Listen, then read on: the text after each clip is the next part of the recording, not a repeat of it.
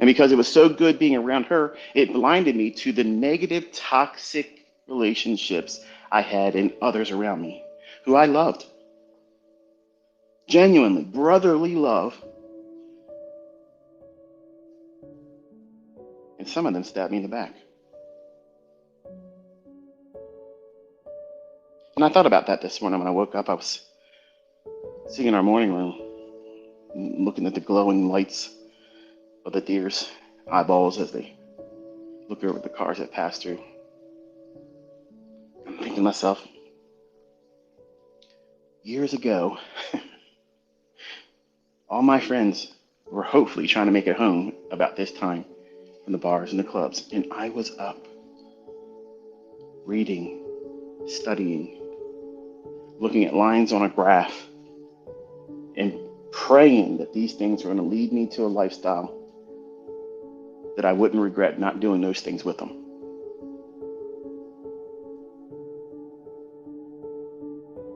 Friends, listeners, this morning it hit me like a ton of bricks. I am so thankful that I didn't do those things.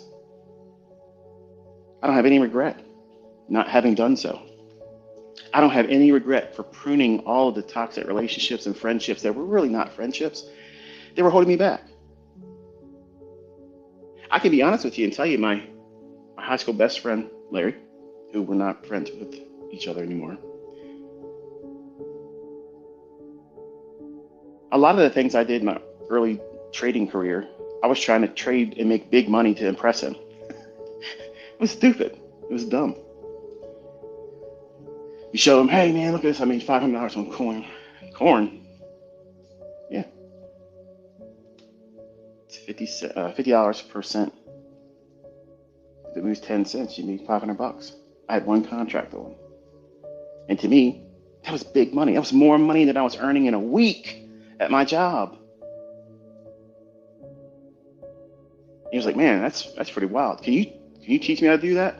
That's exactly what I wanted to hear. That's exactly what you want to hear when you tell your friends and family, look what I do. I made this. And you want them to say, wow, that was amazing. Can you teach me how to do that? I don't make enough money. If I had that, man, I could get that 5-liter GT Mustang. Because that's what he said back then. Until we sit down and we start looking at the charts. And then suddenly it requires a lot more thought, a lot more passion than simply saying, well, that seems like the lottery scratch-offs.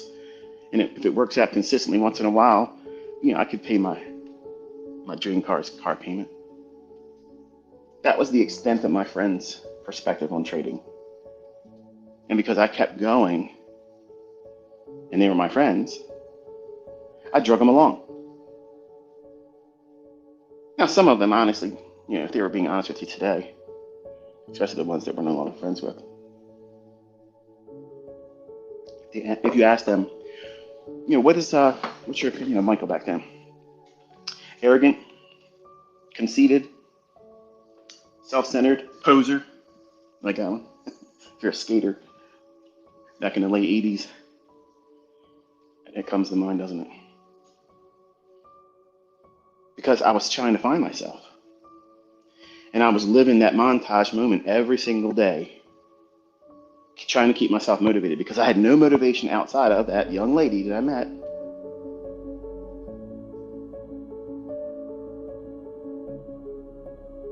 So I started taking some inventory in friends and people that hung around me. And I started doing really well.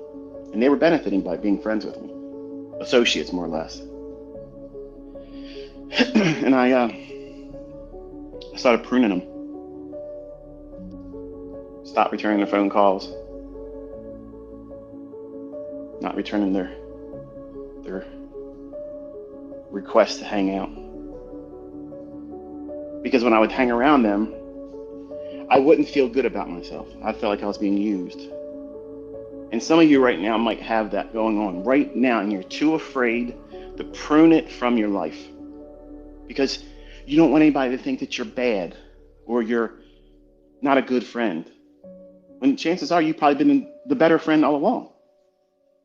You would probably bend over backwards to help the people that are around you that don't have any support structure for you, but you would gladly bend over backwards to do the same for them that you expect from them. The fact that you're pouring any amount of time and energy into improving yourself is a testimony that's really who you are. Some of you might say, I wouldn't do that. You would. If you have friends that you love, you would. But if the shoe's on the other foot, they wouldn't do the same for you. And unfortunately, I had friends, and I say that loosely, like that. And it became a deterrent to me doing well. It was influential in the sense that I wanted to do things just to rub their nose in it. Because some of them, albeit dating back to pre-K, I mean, it's before kindergarten, friends with them, and they would look at me cockeyed when I'd say, I'm going to make enough to buy a house, cash, in one trade. Now, saying that in 1993 didn't make any sense to anyone that I was raised as, Remember, I came from a place that no longer exists, was referred to as Cardboard City, Villa Gardens. It literally was the lowest income housing, the cheapest building structure you could ever have. That's what ICT grew up in. So I tasted all of that poverty type stuff. I used to be on welfare. I had to go to the store and give food stamps to get milk and bread. And because I was raised on it, I wasn't embarrassed. I just figured that's how everything was. And as I grew up, my murder of crows, the part of the flock, the birds of a feather flock together, I was a little bit different. I was a little bit different. Slowly, I was the one that was the team captain everybody wanted to be on the side of, and I wasn't even good at sports, but I was influential. I would tell everybody when they had an idea, that's exactly what you should be doing right now. That's what I loved about Shannon, because that's who I wanted to be as a person. I wanted to be an encourager because I wanted to be reciprocated with other people around me. And I wanted to be around a murder of crows with like-minded goals, aspirations. Never have a limiting perspective. But I didn't have that in the murder of crows and friends I had growing up. I had doubters. I had lazy people, underachievers, dropouts from school, weed heads. And sad to say, a lot of them aren't even living anymore. Those that are have been married several different times, broken homes, in and out of jail several times. And you probably can relate. You know some people like that when you grew up with them. Now, not all of them are like that, mind you, but the majority of them are. And then ones that didn't do very well in life, they were the ones that doubted me most. And right now, you are in that August and everything after moment in your career. You're just now learning. You're just now tapping into, wow, this is an opportunity for me. I've never thought about doing this before. And you have other people around you that are basically your murder of crows. Like the expression is, birds of a feather flock together. And I didn't flock with them. They flocked with me. And as I gained more in financial stability, I could afford more things. My generosity allowed them to have the things that I was doing. When we went to the movies, I paid for everybody. Everything, drinks, popcorn, snacks, whatever. And after that, we went bowling, shooting pool, whatever we did, I paid for it. Now, in today's terms, it wasn't that much money. But back then, I was Moneybags. I was Rockefeller. And eventually I got to the point where I wanted to do that stuff because it made me feel better than them, because they made me feel less than I really was. And that's how a toxic relationship is balanced. Instead of letting go,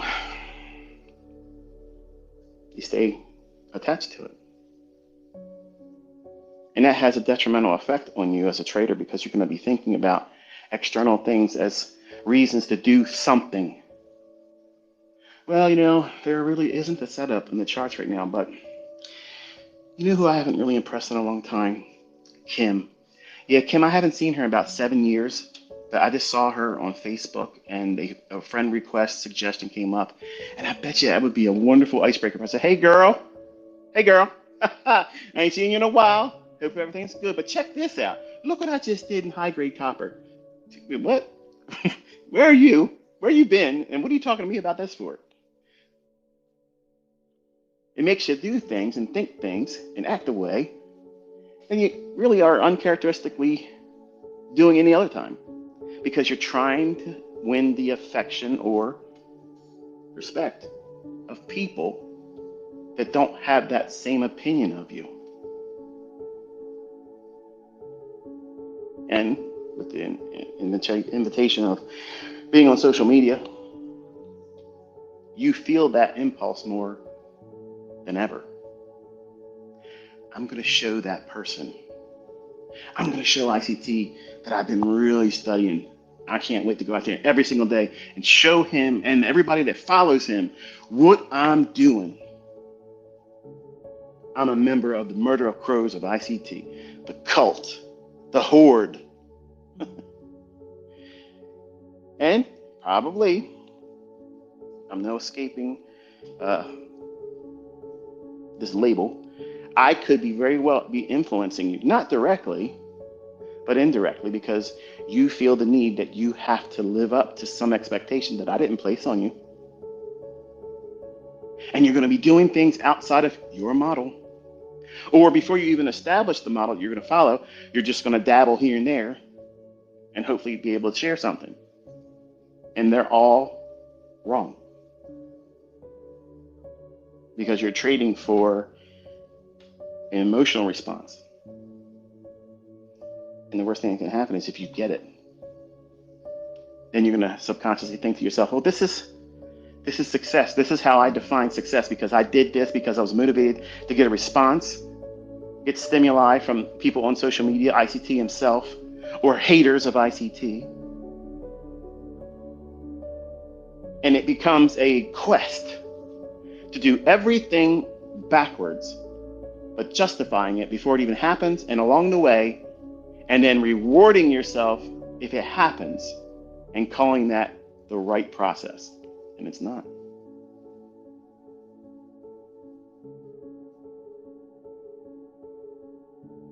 Who's in your murder of crows? Who among your friends and family that you've been tight with up until this very moment, who are the ones that you really wish you had the courage to say, I just don't want to be around them anymore, and I'm going to politely excuse myself from their presence? You know who they are. It might be one. For others, it might be many. But I can tell you, if you're a young man, this is something you want to really put some thought into. Because when you hang around certain people, again, like the expression says, birds of a feather, it means they're all there on a common idea. They flock together. I like ICT concepts, but I don't like ICT. Well, there's a faction of people out there like that. There's a faction out there that there's maniacs, like everything. They want to know what my kitchen drawers look like and how my utilities and my house arranged and what's my circuit board and my everything for my house and what kind of interior do my cars have and what kind of underwear do I wear. And I'm not making things up. These are actual questions I get. Like, that's fanatic. That's unhealthy. Now, I get it. Don't get me wrong. In 1995, I thought to myself, I wonder what Larry Williams' house looks like inside. I wonder, does he have like common furniture like everybody else would go and get, or does he have elaborate sculptures and things like that? Yeah, I guess in a way, it's human nature to think that kind of stuff, but we can take it to an extreme. But who in your murder of crows needs to fly off and not come back? You got to prune that. If you're in relationships, they're friends, and they're saying, nah, man, come on, you can go back. You can look at that stuff anytime. Let's go to the club. Let's blow all of our money that we worked all week for, trying to get a score with somebody that you don't even know, or what they're carrying, or if they're even worth being with. I'm going to go so far as to say this. Gentlemen, you're not finding your wife in the club. And ladies, you're not finding your husband in the club. But you are finding that right now moment that tells you you're worth something. They're attracted to me. Yeah, baby, look at me. Dressed to the nines. I am on it tonight. Look at me. Everybody's going to recognize me tonight.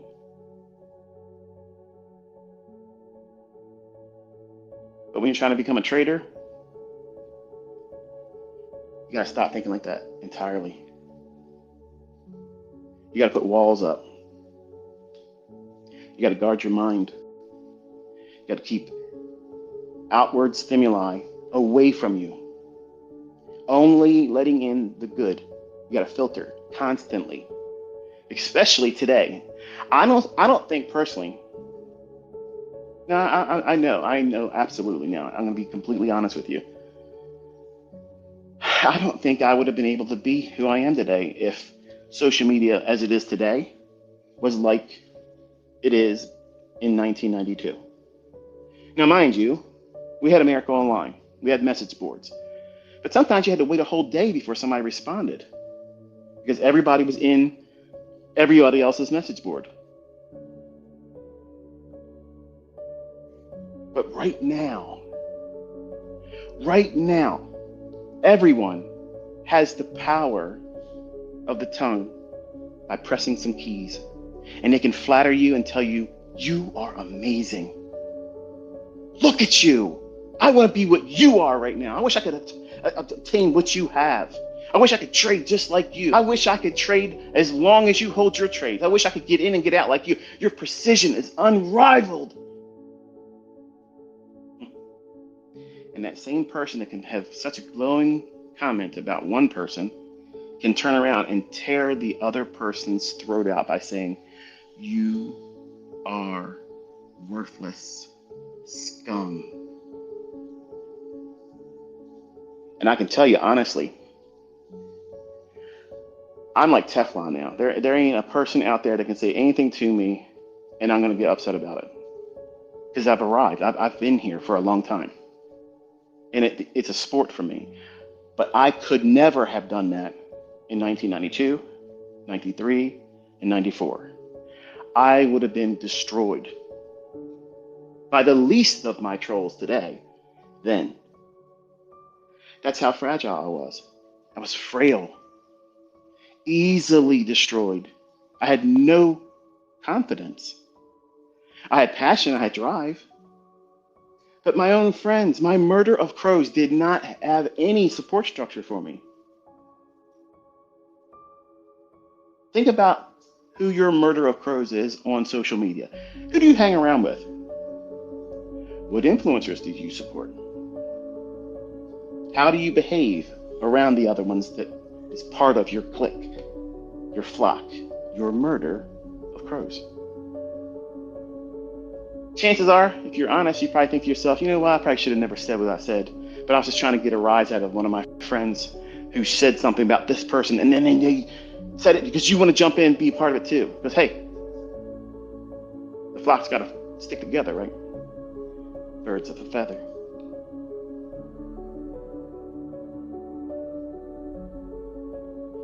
And I put it off as a young man longer than I should have because I thought I was being a bad person.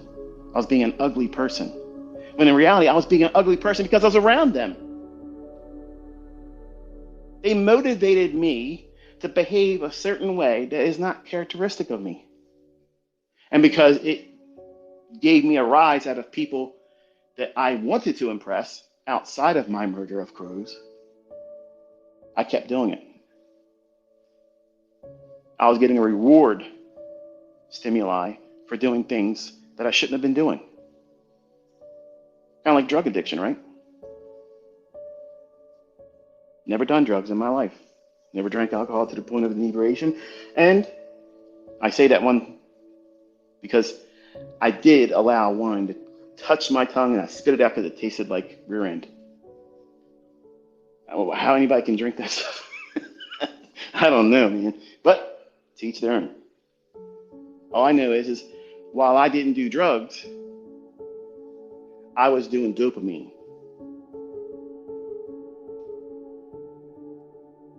As a 20-year-old, 21-year-old, 22-year-old, 23-year-old, 24-year-old, 25-year-old, my life was all about getting the stimuli from other people. What could I do today, materialistically, to get a rise out of other people? And none of it was ever worth it. Everything I built up in my mind that, hey, this is going to really knock their socks off. Well, now, I don't like this car. I only bought this car because everybody on the message board said this was the car that everybody needs to get. ZR1.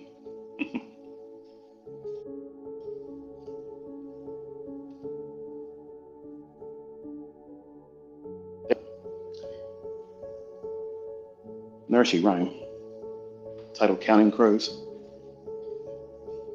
And it says, one for sorrow. That's the first step in your development as a trader. You're sorrowful. You're not happy where you're at in life. You know you deserve more. You want more. You just don't have a direction to get into that frame of mind to get going. Because you don't want to waste time doing it wrong. But you end up wasting time worrying about doing it wrong. Instead, just start getting a baseline.